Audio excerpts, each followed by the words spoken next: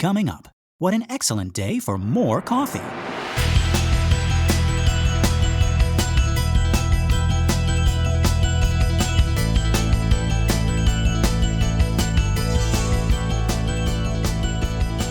Well, howdy folks, and welcome to Minute 76 of the Exorcist Minute, a show where we endeavor to examine, extrapolate, and excavate The Exorcist, minute by terrifying minute. My name is Lester Ryan Clark. And I'm Keenan Diaz. And we'll be your holy guides on this journey through what some have called the scariest movie of all time. Okay, so our minute begins with Chris saying, "Judas Priest, just a second." And then ends with Chris going to get more coffee. More coffee. Yes, indeed, folks. Always the considerate hostess is Chris McNeil. But let's jump to the top of this minute. Chris exclaims, "Judas Priest," which I always thought was weird, given that she says Christ and Jesus Christ so many times in this thing. But I guess, to her, it's all the same, right? So you think it's weird that she would, hold back and say Judas Priest instead? Yeah. I mean, maybe because she's, in the company of a stranger, perhaps. Right? Because, I mean, she can swear in front of Sharon and Carl right. and Willie, right? And the doctors, these 88 doctors. But she knows Detective Kinderman is Jewish, I'm sure. She's a reasonable, learned person, yeah. Right. She's cultured. She's met other Jews. Yeah. But I mean, but we're also assuming, what if he hates Judas Priest? Right? We don't know. These kids, this music. This terrible music. That's it. My favorite thing is he said, I think we already read it, but it was like these drugs, this LSD, right? Mm-hmm. This Judas Priest. Oy. I keep on saying oi. I don't want to say oi. He does not say oi, Detective. No, he doesn't say oi. Folks, I am. It's like a reactionary thing. This is because I would say it when I'm an old man, okay? Yes, I think that Blatty would say that. Yeah, Blatty would say that. Yeah, yeah. Anybody would say that. That's an anybody thing. But yeah, I think to her it's all the same, right? Also, interesting thematic link here, not just the obvious religious references, right, for Judas Priest, but also the fact that Judas Priest was one of the first, if not the first bands to be accused of having subliminal messages if played backwards, right? Oh, like the Satanists, satanic panic sort of thing. Yeah. Also being accused of satanic involvement, right? Specifically, and and all that stuff, right? Also just a fun curse to say, Judas Priest, right? I like it. So Judas Priest is a minced oath, which is one of my favorite things to study. So so that is just, if you haven't heard that before, it's just specifically using a euphemism, and rather than saying taking the Lord's name in vain or saying something profane or taboo or etc. Right. So gosh. Yeah, right. Gosh or darn it. Right? Yeah, exactly. So yeah, we say darn. Yeah, we say gosh and darn it so much that we don't really recognize they were saying God damn it, right? Right. They've become their own thing. Right. Yeah. Yeah. I think I've said it on the show before. When I was a kid, way too late into my childhood, I would say rats and nuts instead of real swear words. But yeah, I like this. I study this I teach my students this when we do the Disney class because of Jiminy Cricket. Oh yeah, Jiminy Cricket, right? Yeah, Jiminy Cricket is just Jesus Christ. It's just a minced oath. But now Jiminy Cricket is Jesus Christ. Oh, I see what you're saying. Well, he is a little bit Jesus Christ, in the Disney version of Pinocchio. Yeah, he doesn't die for Pinocchio or anything, but he does. Yeah, he's his conscious. He's a spirit guide. Yeah. Yeah. So he's Jiminy Cricket, and that's just a JC. And anytime that there's a JC in literature, you should just think of it as a Jesus figure. So John Carpenter, is that his name in Brave New World? Does that sound right to you? Brave New World. Well, I was thinking of. I don't know about that. I don't know about Brave New World. I know about John Coffey from The Green Mile. Oh yeah, there you go. Yeah, it was actually supposed to be John something else, and then Stephen King changed it to John Coffey for the Jesus reference, right? Right. Yeah, exactly. And also you got Julius Caesar, right? Yep. If there was ever any question about who's the good guy and who's the bad guy, at least when Shakespeare was writing it, JC gets betrayed and murdered by his friends. So even though the real Julius Caesar lived before Christ, he gets turned into a Christ figure by the sake of him having the JC JC abbreviation. Yeah, and it's all for like the monarch is like the Queen Elizabeth is watching the show, right? And it's like a monarch gets killed, and it's like like, how terrible that is, right? Now we live in a democracy. We live in a post-capitalist hellscape. That's right. Yes. And when they stab the dictatorial totalitarian monarch, we're like, yes, we want to bathe in his blood. That's right. Brutus is the hero.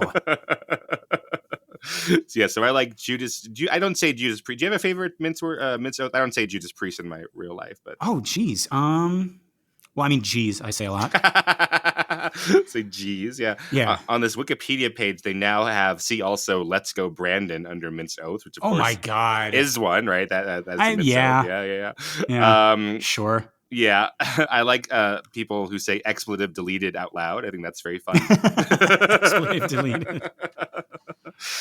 Yeah, and then I was very surprised by when I was looking up this last time when I was teaching the Disney class, I was trying to find other examples, and blimey and crikey, which they say. Yeah. Mm-hmm. So blimey is a minced oath for blind me, like yes. as in God blind me, and crikey is the same, right? It's like Christ kill me or something like that. Yeah. So they say crikey. Yeah.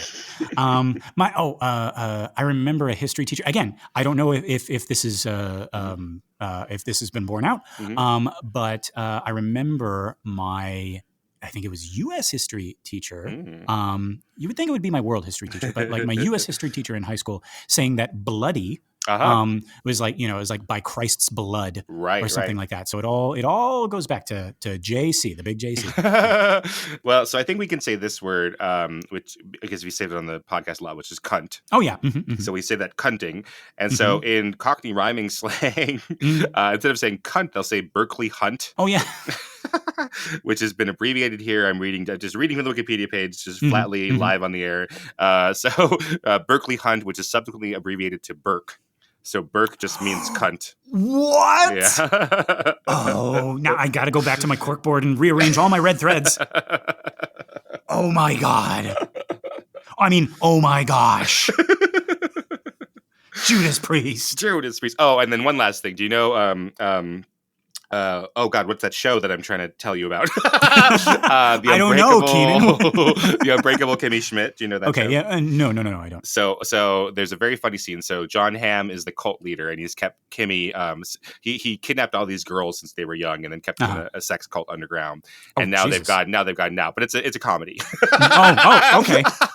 So sorry, I'm glad you told me it was a comedy. So I was worried for a second. It's a Tina Fey, Robert Carlock comedy. So, okay. So John Hamm is the leader of that. He's like, he gets away with everything because he's just so charming and so good looking. And so that at his trial, he's defending himself, and he's pretending to be this man of God, this reverend. So so he's saying like he's such a good guy. He says, I believe in Gosh and his son Jeepers and the Holy Ghost, who's here today supporting me. Don't let that sway you.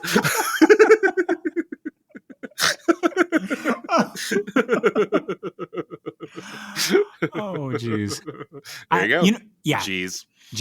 No, I think to answer your question from before, I think for me, I say Jesus, or I was like, Jesus, a lot. Jesus Christ, something like that. Which, yeah, it's weird how these things kind of like lose their edge the more I guess normalized they become. Well, that's the definition of normalization, Lester. Jeez. Duh. It's so weird how normal these things become when you normalize them. I have a podcast. Right. No, but I totally get your point, right? Like we don't think about them anymore, which is what I find fascinating. Yeah. Yeah. Which is but watching, old shows where someone would just be like, damn. And you'd be like, oh gosh. Right. They can't say damn. They're from the 30s. Right. Wally Beaver's like covering his ears. He's like, oh my God. I mean, oh my gosh. Holy jeepers, Batman. Oh, and that's one of my favorite things. My favorite mince oath, I guess, besides Jiminy Cricket's, is in Little Women, where she says Christopher Columbus, which is one of hers, yeah. So in the Greta Gerwig version, She doesn't go. So in the Katharine Hepburn version, she says that all this is Christopher Columbus and Jiminy Cricket. So then in the Greta Gerwig version, Saoirse Ronan is told by her older sister when they're going to this fancy party, don't say Jiminy Cricket, don't say Christopher Columbus. You embarrass me. Well, I mean, speaking of Christopher Columbus, I mean, that's kind of become we've come all the way around, right? Much like he wasn't able to do. All the way around. All the way around. But no, like that's kind of become a swear, and rightly so, because like he was a horrible genocider and a slaver. Genocide. Yeah. So I think they were a little bit ahead of their time, right? Making that into a swear word, Christopher Columbus. We need to bring that back. Like whenever something is just like disgustingly awful, we're just like Christopher Columbus. Columbus, right? Yeah. But again, it's just like you're starting to say Christ, but I guess it's like a an Animaniac sort of fake out, right? Like oh, the kid just said Christ, but no, he said Christopher Columbus. Exactly. Yeah. Right. Gonna freak out these, like Judas Priest would. I'm gonna freak out these normies. Yeah. Christopher Columbus. Yeah. Oh, Animaniacs. Right. Good night, everybody. And I think we talked about this before on the show, but just like the idea of damn and damn you, right? Like there was a time, and like I got into Charles Dickens. I think in college I was reading like his other stuff, right? Like after Christmas Carol, and there was a lot of people in his books saying "damn me," and that was their oath. It was like, well, damn me, right? And I was like, what was the pinpoint? What was the day where Mr. Porter came out of his shop and he was like, well, damn me, wait. Damn you! And everyone's like, the little street urchins are like, everybody gather around! Look what Mr. Porter's doing! Look what he invented! It's like, damn you and you're cool, but damn you! Right? Yeah, I think Ian actually made that joke. Yeah, so I'm stealing that from him. Right, but that's like actually because I'm a Christopher Columbus. No. That's what actually it means to take the Lord's name in vain, right? Like like the idea that I know that God would damn you for that. That is what taking the Lord's name in vain is. So like I don't know how it is in other countries, but in America here, we treat taking the Lord's name in vain, just saying their name as a swear word, which isn't really what the commandment is saying. Right. Yes. The whole, because in America we love taking the Lord's name in vain, saying like I know exactly what God is thinking about. He's God agrees with me. That's taking the Lord's name. Exactly. In vain. Yes. Yeah. Right. Yeah. Actually, I was not to get like a little bit. Heavy and opinionated here, folks. But like, I mean, we just talked about in the last episode how I believe God has a sense of humor. This whole thing about, I think God minds a lot less about us saying "goddamn" than he does about us saying that he hates, so and so and such and such, and it's like that's not, us putting words in his mouth. I think that's taking his name in vain, right? Or doing horrible things in his name. That's right. His name or when someone says, "How could you do that?" and people, I don't know how it is in other cultures, but you'll be like, "Whoa, that's really messed up of you," and someone will say like, "Well, I'm right with the Lord." Which is actually like taking the Lord's name in vain. Like you don't actually know. Right. Yeah. Like doing horrible, awful things or saying horrible, awful things in his name. Yeah. Right. Exactly. Yeah. Right. And so you're going to go up there and it's like, so you said, goddamn, like about 1,500 times in your lifetime. Right. But no, I don't think so. My favorite one. I was briefly dating this girl, and she said, "Shut the front door." Yeah. And I was like, I've never met a person who said that, and that was great. And I never heard it again until just this year, Keenan, when they were doing like those little mini interviews for all the Oscar nominees, and they were talking to Brendan Fraser, and just literally the sweetest, kindest, nicest man. And they said something to him that he could not believe. He could not credit. And he said, "Shut the front door." And I'm like, oh my God, Brendan Fraser, I love you even more now. Oh, that's him. A well-deserved victory. That's a very 90s and very 90s minced oath. Shut the front door. Right? Oh, love it. Okay. Yes. We haven't even, hey, Keenan, let's get to the top of this minute. The Exorcist Minute? Yeah, the Exorcist Minute, where we examine, extrapolate, and excavate. Okay. Yeah, we're talking about swear words. But, swear words are very fun. Yeah, they are. Yeah, even fake kitty swear words, yes. Yeah. Captain Howdy knows. He's like, gonna teach you to swear, kid. But yeah, she's using this minced oath here, right? This Judas priest, right? Because, well, what do you think, Keenan? Is the subtext, Jesus Christ, hang on, let me think. Like, let me think if anyone was here. Or is it more like, Jesus Christ, I can't believe I have to think about this right now? Oh, yes. Again, I don't know. Could she possibly think that there was someone else there who pushed Burke out that window? I don't know about that. Like, is it like, oh my God, like a life preserver? Like, Jesus Christ, let me. Oh, let me trace back and I'll find the alibi for my daughter. And exactly, right? Or is it's like, oh my God, why are you dragging me through this? Like, Jesus Christ, just a second. Let me go. I don't want to think about any of this. Yeah. Please don't make me think, as George W. Bush used to say.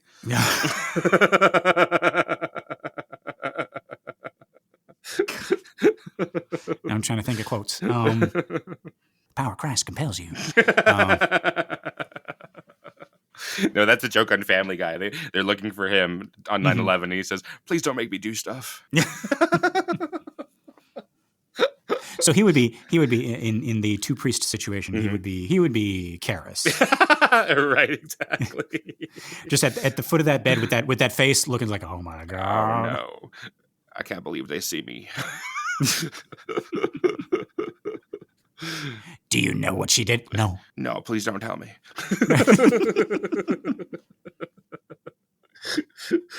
No, yeah, I think Chris is trying to just get her head right. She's like all these. She's a well-rehearsed actor, right? I don't know if she has any improv training, but we do see her like looking through her script to me and like doing all that work, and we believe that she's a good actor. We don't see her ever really acting beyond that one scene, right? But we get the idea, right? That she can study things and she can perform well, right? Yeah, and that's the question, right? Like, oh God, now that she has new additional material here, yeah. And then there's also the question of like, because no matter how good of an actor you are, right? There is like acting for the camera, acting on stage, and acting in front of the mic, and lying, right? Like, those are two separate things you're saying, or like just straight up lying, like to a homicide detective. Right. I mean, if all actors, if all amazing actors were also like really, really good at covering up murders, Ian McKellen would be the most dangerous man in the world. Anthony Hopkins would be Hannibal Lecter. That's a good point. Yeah. I didn't kill him. I think you killed him. Yeah. Tell me about your childhood. Yeah. How do we know that Meryl Streep isn't the biggest serial killer that's ever existed? You don't know. Yeah. The opinions of the Exorcist Minute. No, I don't know. But yeah, so whatever she's doing, she is trying to find her footing, I think, right? Yeah. Whether or not she's trying to recover some sort of like script that she's going to spit out at Kinderman, or if she's like trying to actually like think of something like truthful to say, right? Right. And she's just kind of like putting all the puzzle pieces in her together in her head right now, right? And all the while she's doing this, she's got her hands clasped together, right? Like as if in prayer, right? Like I like that. Like yeah. She's like, "Hey God, if you're there, I know I don't believe in you, but like throw me a line, please," right? But yeah, so Kinderman presses her, right? Like the servants, they have visitors. He's given her like these opportunities, right? Like anybody, the servants, right? They have visitors, right? Not at all, Chris says. Well, that's a sad view of I know. Chris has of Willie and Carl. No, they're not allowed to have an outside life. But again, the servants, they have all right. No, they're just a candlestick and a little miniature grandfather clock. Yeah. Kinnaman, I don't think you realize what you just said. Do the servants have visitors? Say that and hear yourself again. Did you see that guy just come in right now? Yeah. That guy has friends. Well, hang on a second. Don't say it just yet. Carl! Get in here. I want to show you something funny. your girlfriend, your wife, I don't know. I don't know, whatever. Your sister. Yeah. Bring your sister. Listen to what this detective just said. No, they're not allowed to have any fun at all. Yeah, that's great. I mean, that does sort of make me think, right? So, like, we don't know this necessarily in the movie. I guess in the movie, that's kind of sort of open-ended. Like, do they come with the house, or in the book, as you say, they have followed from Los Angeles, so they have a long-standing relationship with Reagan. Yeah, they're essentially family, right? Yeah, but in the movie, like, do we rent this house and we get a Willie and Carl there, and like, right? They don't seem necessarily particularly close, right? Chris and Willie and Carl in the movie version. In the movie version, yeah. It is a little bit, and that's something that I have to keep on trying to keep in the top of my mind is that the movie and the book are different in some ways, especially in that, like, not just in what the movie says, but also what it doesn't say. So there is no, I mean, like you say, smoking gun of them having a history. Right. But yeah, like but I think just like you, Keenan, it struck me as like the way that she says, not at all. Right? No, they don't have visitors. Right. But that's, well, of course, I mean, saying like in the book, if they had come from LA, of course, they're not going to get visitors in Washington. Oh yeah. That makes sense. Right. Like, yeah. They don't know anybody here. And again, they, all of their friends are other maids and butlers. I don't know. And so they have their own house in LA to take care of. You're only allowed to be friends with other maids and other butlers. Right. I want to see any fraternization. Who's this other movie star you're hanging out with? Right. They're just best buddies with Robert Redford. Yeah. Well, you can just go work for Robert Redford. Perhaps we will, madam. Yeah. What is this, 2 weeks notice? Nah, get out of here right now. Ask Robert Redford to pick you up. You're not using the car. I'll send you stuff. But that would be a fantastic movie, Chris, Chris as this evil stepmother to Willie and Carl, and at the end, Robert Redford shows up in his car. So, I'm coming to break you out. Yeah. Oh, Robert, I always knew you was coming for us. I appreciate this deeply, Mr. Redford. No, please call me Robert. Love it. But yeah, okay, yeah. We're painting Chris in a weird light right now. She's got a lot in her mind. Yeah, she's Keenan. I think she's been through a lot. I think, yeah. But no. So she says not at all, right? Understandable. Like if they followed her all the way from LA. And now again, the camera is moving away from the scene rather quickly, almost as if we can see where this is going, and we don't also want to be implicated in this crime, right? It was like, I gotta, I left, the oven on in L.A. I gotta go. Oh, I just remembered I left the murder weapon on.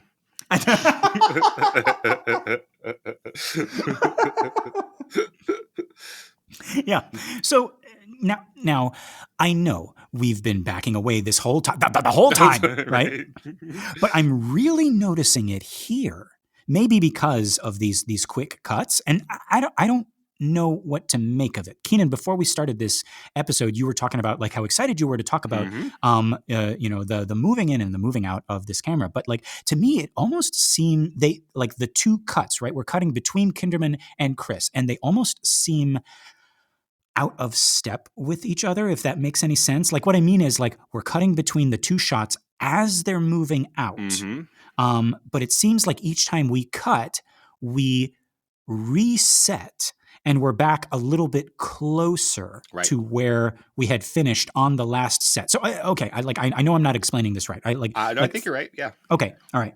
But folks, imagine like we're making this movie. We're doing the first take with Ellen Burstyn, and we do the whole scene, camera on her, and we slowly move back. Then we reset and we do the second one trained on Lee J. Cobb, and we get his performance as we move the camera back. But then when we splice these together as they're talking, it's almost like the distance doesn't match. It's like we're close on Kinderman and we move away. But then we switch to Chris and we're all the way back up in her face again. And now we're moving away from her and we reach a point, but then we switch back to Kinderman and the point is different. He's either like nearer or farther than we thought. Like Keenan, like, you know what I'm trying to say here. I completely agree with you. So in the previous 2 minutes, right, because we'd started this 2 minutes ago, we were zooming in very slowly on them. Yes. And there we start at the same point in the conversation. So as we're moving in, they're pretty roughly matched with each other. Right. So when we are at the point where we're at like a medium close of Kinderman, then we cut to Chris, we're at a medium close of her. And then when we're about to a close shot of Kinderman, then we're at a close shot of Chris, right? That's matching. Right. And then we do this wonderful thing, right, where in the previous minute, he's like, well, I don't know. Let me, you know, I've really talked you through my whole theory of the crime here, but let me pretend like I didn't do that. And the camera starts to move out, right? Like, oh, it's like this release in tension. Right. Yes. But we no longer feel like the camera movement is matching on either side of them, right? They feel very disconnected from each other. Yes. Now, is that intentional, or was that a flub by Friedkin? Or like, is he trying something with this, or are we not even supposed to notice it? Like, what's? Oh, well, that's one of the things I think is great about this kind of coverage is that it's so slow and gradual that I don't think we notice it in the first viewing at all. Right, unless we're really looking at everything. And then that's a very good question. Like, I don't know if we can tell just by looking at the artifacts here, whether it's intentional or whether it is like an artifact of the editing or what have you. I'm not sure we could tell. Okay. But yeah, that slow zoom in and then that slow zoom out, because we're probably recording these in single long takes. Right. So it's not just we don't start recording it with the zoom out. We've already started doing it a minute and a half ago with the zoom in. Yes. Yeah. So I don't know if we can answer that question about where they started the. I don't know if we can answer that, whether it was intentional the whole way or whether we're using alternate takes or what have you. Right. All that to say, I think I do prefer the earlier cuts back and forth where they're moving in. And if only because I don't notice anything. Right. And here, and maybe I'm only noticing the backing away because, like you say, like we got this podcast and we're examining this thing so closely. Maybe it wouldn't be so noticeable to a casual viewer. Right. But it is very jarring, right? And sometimes, you know, even when we say like, oh, you know, it's okay to be jarring sometimes, even then it's hard for us to like it as much. That's just the nature of it. Right. But yeah, so as we said, Kinderman is pressing her here. The servants, they have visitors. No, not at all. You were expecting a package that day, some delivery, right? No, not that I know of. Is it me or do these two answers seem swapped? Like again, we're joking about it's like, hey, did you order anything? Were you expecting any deliveries? Oh, I don't know. The servants, are they allowed to have? No, not at all. Well, I think you answered your own question. Yes. Yeah. There's a reason why they're in that order. Yeah. They know the rules. No outside contact with friends and family. I'm their family now. I'm their Robert Redford now. Yes. Or else they get the hooky pull down stick. Oh, geez. That's what happened with I mean, do you want some more coffee? In your universe, what does the evil stepmother Chris do with this hooky pull down stick? I don't think I can say that on the air. Which end do they use? They use all the ends.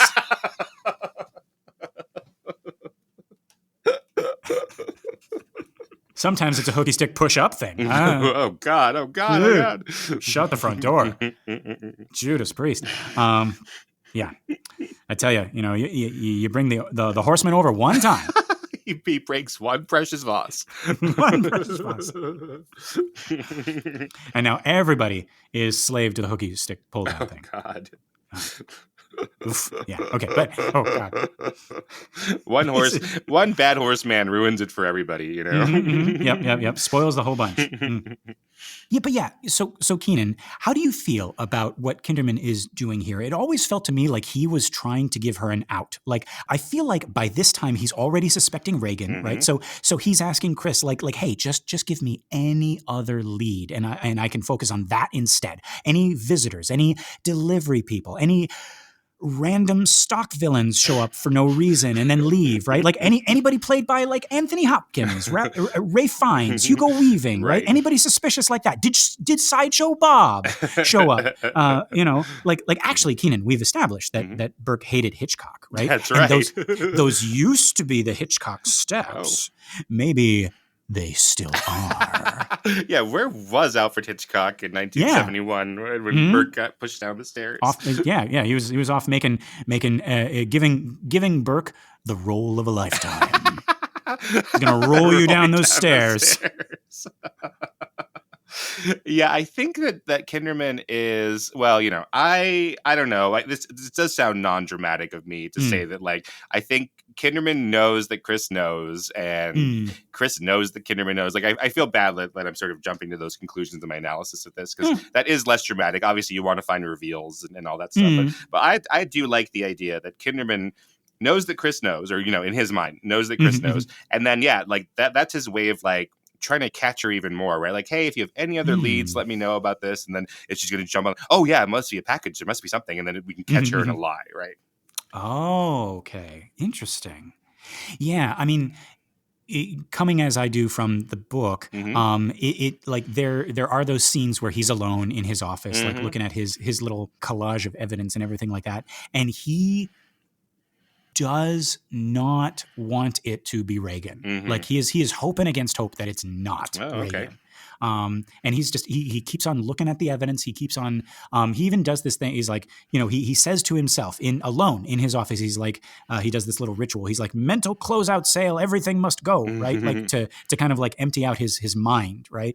And then he just looks back down at the evidence and he's like, well, there it is again. It's undeniable. It's Reagan, right? And he hates this. He hates that this is the case, right? So all of his professionalism and his being so good at what he does is kind of biting him in the ass now, because he's like, he kind of wishes that he wasn't as good. Yeah, that's interesting. Yeah, but in any case, right? Like back in this movie, he doesn't say what he suspects to be true, right? He's pressing Chris for any other information, any other leads. Now, Chris here is becoming a little bit more agitated, right? She unclasps her hands from that prayer position and begins to like fidget and fuss with her hair. As she does, she looks away. Kinderman is listing all the possibilities, the groceries, the cleaning, package, right? And she turns back with this like helpless, exasperated way, and she says like she really wouldn't know. Right. Carl takes care of all that, right? Like it's almost like she's giving up, right? Like he's cornered her in her like defense, and she's like, look, like now, like, so you were saying, Keenan, right? Like Kinderman knows that she knows that he knows, right? And now it's like Kinderman knows that she knows that he knows that she knows, right? And it's like layers upon ogres again. Ogres and onions. There are probably some Friends fans out there, and I imagine that you're not a Friends fan. I watched it back in the day. Yeah. Well, one of their most famous bits is when they're trying to hide that Chandler and Monica are together, but the other friends do find out. It's just no, wait. Oh God, I'm gonna mess it up, Friends fan. I'm just trying to make sure we don't get too many emails. We're sorry, Friends fans. They say, yeah. So they know that we know that they know, but they don't know that we know that they know that we know. And it's got to be okay. Like if this is Joey saying this, he's got to end with like, No, so yeah, Joey is in the middle. Joey is okay. Joey knows that both of the groups know, and he's like, no, can we end this? They know that you know, and no, they don't know. They might know that we know that they know that we know, but they don't know that we know that they know that we know that they know. For one person who likes both The Exorcist and Friends, this is their lucky day because. Right. I'm sure I have that wrong, but that's the general gist of that joke, yeah. They jumped onto this episode. They jumped right to it. This is the first episode they listened to. Yes, this is the first episode, right? Like, and like, I only have 1 hour. I can either watch that episode of Friends that I love so much, or I can listen to Lester and Keenan talk about The Exorcist, and look at this. Lucky you. Right. But yeah. Okay, but to go back to this, so this is a very actually important thing that Chris ends with, right? She says she really wouldn't know Carl takes care of all of that, right? Meaning the deliveries, meaning the package and everything like that, right? And that she has deputized Carl to make sure that Carl and Willie can't have friends over. Exactly. Which is horrible, Chris. Horrible. Right. But so now we know, right? Like, and we know, and listeners, we know. In addition to the housekeeping and the buttling and the water transporting, right? Carl is in charge of receiving deliveries, right? And murder. No. But no. So after receiving this little bit of information, right, about Carl, right, Kinderman says, I see. As he looks down and away. To me, this is the face of someone who has just concluded something. Did you get that feeling? Like it's almost like he's saying, just as I feel, right? Like I was hoping you would give me a lead, but I didn't think you would. Yes, right? I think so too. And this is probably one of the biggest differences from the book, actually, because in the book, he is all about investigating Carl. And here, Chris even suggests, like, would you like to talk to Carl, right? And he's like, no. Why would I want to talk to the big, strong, powerful, emotionally blank German man who hated Burke? Right. It's obviously your 12-year-old daughter, lady.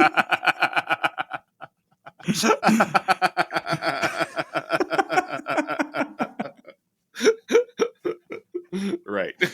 I mean, it's the sick little girl upstairs. It's a little girl who's too sick to walk down these 2 flights of stairs to come see me. We made ourselves laugh as we do on this show, but like how that just goes to show you, folks, how ridiculous this sounds to a person who doesn't know that this is a movie, to a person who is not sitting in the theater, who bought a ticket to The Exorcist, right? Like, of all the people in this house, right, you have not only a little girl, but a sick little girl who is like passed out. And then in walks this giant gorilla German man. And it's like, of course he would be suspect number one. Of course he would be, right? Well, we've said it before, but no one who could speak German could be an evil man. We have to keep a tally. Like, it's amazing we don't have a royalty-free Simpsons music for a Simpsons trap. It's all a Simpsons trap. It's all a Simpsons trap. Everything is a Simpsons trap, right? But no. What actually happens, and again, I love these small actions that Lee J. Cobb sort of he does. He comes out of a trance as if he was thinking deeply about something, right? After Chris mentions Carl, right? And he looks up at her as if he is realizing she has said something, right? Because she says, like, would you like to speak to him, right? And he says, no, never mind. It's and then he leans back, right? And he says, it's very remote. And before we continue, Keenan, did you notice the bug in the background? No, in whose background? Okay, so I went back, folks, and I looked at all these minutes to see if I could find a repeating pattern. Oh, there it is. Do you see it? Yes, I see it. That's a giant bug. That is a giant bug sitting. It's behind Kinderman on the wall, right? And I like. Again, I know it's my job. I'm supposed to like examine the actors and the story in this thing, but I'm looking at. I was like, is that a real bug or is that part of the wallpaper? It must be part of the wallpaper, right? It has to be. So folks, I went back and I looked at all these minutes to see if there could be like a repeating pattern, like maybe another bug on another wall, but there is none. Actually, this wallpaper kind of looks like someone painted it. Oh, yeah. Like maybe this was a mother-daughter project. Oh, maybe, yeah. And that's also why it kind of looks unfinished. Like if you look behind Kinderman in the wide shot, you notice the top area isn't done. Right, it's all white, right? So maybe this was an ongoing project that never got finished, and actually the other wall seems like to have like different flowers, and I guess so to further back up, that this bug isn't real, right? It's been there the whole time, right? And then I thought, well, okay, yeah, bugs are notorious for not moving, right? Like they can go days just like hanging out in the same place because what else they got to do, right? They don't have any friends coming over. No, Chris doesn't allow them. It was like, no butlers, no maids, no bugs. Right. Right? But we would really like to have some of our friends over, madam. You're friends with the bugs! Yes, oh, God. Jiminy Cricket! Yes, madam? No, not you. But yeah, if that bug is fake, I think we found one more little rift between mother and daughter, Keenan, because if that bug is part of the scene, Keenan, it's standing on nothing. It's not perched on a leaf. It's not flying. It's just suspended in midair. It looks like it's crawling on the wall. Right. I think this is where the rift started. One of them is entering into like their surrealist phase, and the other one doesn't like it, and that's why the wallpaper is not finished. You notice there's like a big black thing in the corner between Chris and Kinderman. Looks like a cupboard or one of those like fold out like screen things. Yeah, that's covering like a flying fish with a human face and a bowler hat. So that's her. What we're saying Reagan, to be clear. This is Reagan. I'm saying, yeah, probably Reagan. Surrealist right? phase. Yeah. It's her Salvador Dali like phase, right? You know. Okay, yeah. Cut to that night, and Reagan's in bed, right? Captain Howdy's comforting her, like it's okay, Reagan, right? Like she's obviously not cultured enough to appreciate the finer points of surrealist art. Yeah, but she's got already friends. Maybe we can find a potential backer at the party she's having next week, right? Maybe that astronaut, right? But your next piece, Reagan, has got to be bold. Okay. Oh, I got an idea. Here's what you do.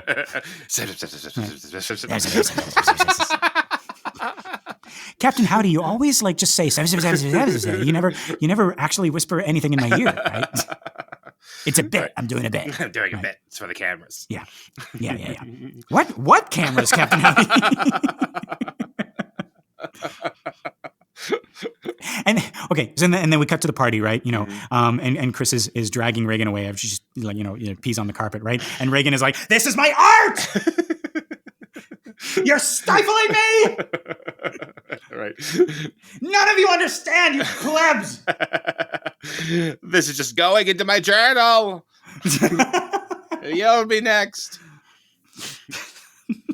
You're going to die up there with embarrassment when I paint you as a fascist stomping on creativity. Everybody look up. I redid the Sistine Chapel. God. And then cut back in the bed, right? I think, and Captain Howdy's like, I think that went well. Nobody clapped, but nobody booed, right? It's a lasting effect. They'll be thinking about it all the way home. Oh, he's right about that. Yeah. Okay, so naturally, right? Surrealist progression, right? Like bug on the wall, pee on the floor, Burke on the stairs. Right. This is just her self-expression. Yeah. And aided by art guru Captain Howdy, right? Who read one book on surrealist art and now he thinks he understands it, right? Right. He saw one painting and he's like, oh, we can do that, right? Guy has an apple for a face, easy. Yeah, all paintings have apples on faces. Yes, that's the AI learning algorithm of the day. Right? Yeah, I have seen one painting. Yes. Everyone in the painting world wears bowler hats. Yes. It's a metaphor for bowler hats because I don't understand metaphors. Yeah. But yeah, so Kinderman leans back, right? This is after, Chris asks, would you like to speak to Carl, right? And he says, no, it's not necessary. It's very remote.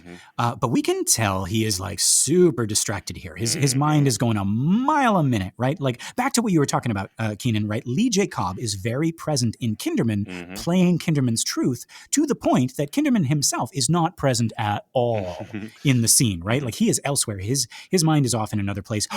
Or is it? Right, that's what I was going to say. No, he's there. He's waiting to see her reaction.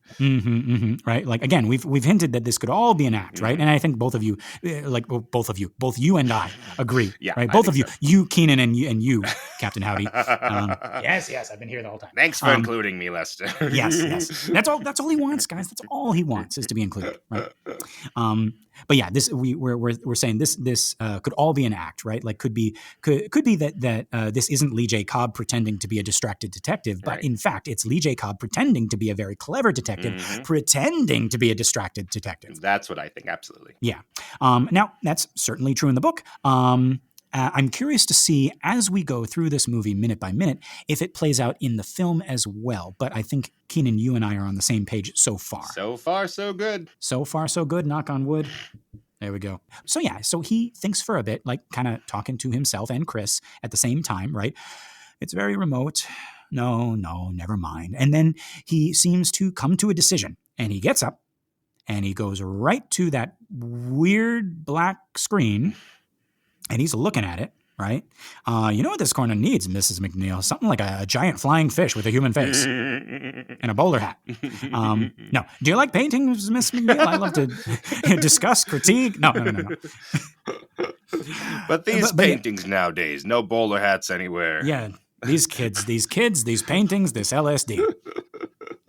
Meaning, like, where, like, you know, it's like what this painting is missing is some LSD. I'm just saying. But yeah, so like he goes over there and he's sort of just standing there pretending to look at stuff. Again, folks, we got people looking at nothing intensely, but this is actually different. Like, we can obviously tell that he's looking, but he's not seeing anything. Right. He's just waiting around.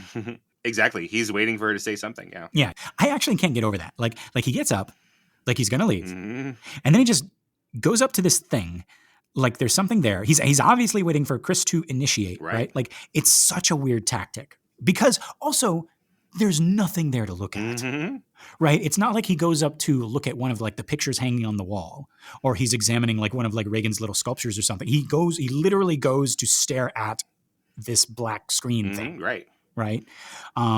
And it works. Yeah, I don't want to pretend like everything he does is like, he's playing 4-dimensional chess or whatever. But no, I think it does. Like, it's such a strange thing for him to be doing that it just forces her to say something, anything. Yeah, right. And so yeah, so she's like, oh, what the hell is this guy doing? Right. So she asks him to be polite, like, would you like some more coffee? Right. And he turns and he says, please. Right. And folks, if you thought this movie was without humor, the look that she gives him right after that makes me laugh out loud every time. And I'm curious if people laughed in the theaters, right, in the 1970s at this moment. Like, you can see the silent scream that she does. Like, even though she hasn't moved, Ellen Burstyn's acting choice here is to remain completely still, completely frozen. She doesn't outwardly react. And that is such a great comedic choice because she knows our eyes are going to be on her, watching to see how she reacts. And for her to not show any outward sign is so much louder and funnier than anything else she could have done. Right. I just want, like, if this were a comedy movie, right? Like, if this were Inside Out, Keenan, and she's like, would you like some more coffee? And then Kinderman turns and he's like, please. Then we do one of those like really fast, like zooms into like Chris's eyeball, and now we're in her brain, and just Louis Black is just like, oh, what are you doing? Yeah, Bill Hader's like, oh, he said yes. We don't have any coffee. Do we have any coffee? Oh God, why won't he leave? What does he know? And then just as quickly we zoom back out. We're like, and she's like, yes, let me just go get you some coffee. Yeah, it is great. It is incredibly funny. And yeah, it's weird how we can switch that. You know, when we spend any time with this detective character, we're like, oh yeah, it's just funny to watch. Even though Chris is our lady, right? We like her. We want her to succeed. Just that's something that's sort of inherent in movies about detectives, is that we like detectives catching people at things, even if they didn't do anything, or even if we want her to succeed, we want her to get away with it. Yeah. And so, yeah, after what seems like a really long pause, she sort of gathers herself, and now we can see how much all of this is affecting her. It's in her expression as she looks down, as she moves up to gather these cups and saucers, the awkward clattering of the china as she gets up to go to the kitchen. We see now, even before she's out of eyeshot of Kinderman, that this interview is really affecting her. She moves past him into the kitchen, eyes down and away. We only see them after she passes him, and they are troubled. I wonder how much of this is that she doesn't know her way around this kitchen, and she doesn't know where the dirty teacups go. And because Carl takes care of that, right? I really wouldn't know. Carl sees to all of it. Yeah, Carl does all of that, right? Did you murder that man? I really wouldn't know. Carl takes care of all the alibis. But no, yeah. So we cut from there, and we are now deeper into the kitchen, right? Sort of hiding behind what appears to be shelves above the sink, or above the coffee maker thing, right? And we're sort of peeking around some glasses and some containers for oil, maybe honey, as Chris walks towards us, plates clattering and Kinderman following behind. And that is where we have to end this minute. Folks, Keenan, is there anything we missed? No, I think we got it. All right. Folks, this has been another excellent Exorcist Minute. I've been Lester Ryan Clark. You can catch me on all the socials as Lester Ryan Clark. And I've been Keenan Diaz, and you can catch me on Instagram and Letterboxd as Howdy Keenan. Yep. We got our listener group, Compelling Conversations. Go check that out and request to join, and we'll let you in here with us. Thank you so much again to everybody who has shared our show and given us a 5-star review, who has commented and subscribed. Thank you again to everyone who's done that. We really appreciate it. That's going to help our little podcast grow and find more cool people like yourselves. And lastly, folks, if you'd like to leave us a message, the Exorcist Minute at gmail.com. We want to hear from you. What's your favorite piece of surrealist art, right? Do you think, Reagan was a little bit out of line with some of her displays, right? Like, hey, how would you feel about a fish with a human face and a bowler hat? Would you hide that? Do you think that bug is real? Do you let your butler and maid have friends? Yeah. Or are you their only friend? Let us know. All right, Keenan, I think that's it. Are you thinking what I'm thinking? I think I am, Lester. Folks, until next time. The power of friends compels you. How you doing?